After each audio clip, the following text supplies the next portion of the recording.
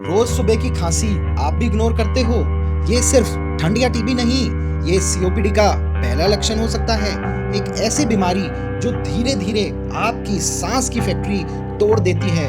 रमेश जी 10 साल तक सुबह कफ करते रहे, सोचा नॉर्मल है, लेकिन उनके लंग्स 70% तक खराब हो चुके थे। अपनी खांसी को इग्नोर मत कीजिए, डॉक्टर से चेक करवाइए। शायद ये एक चेक आपको ऑक्सीजन सिलेंडर से बचा ले।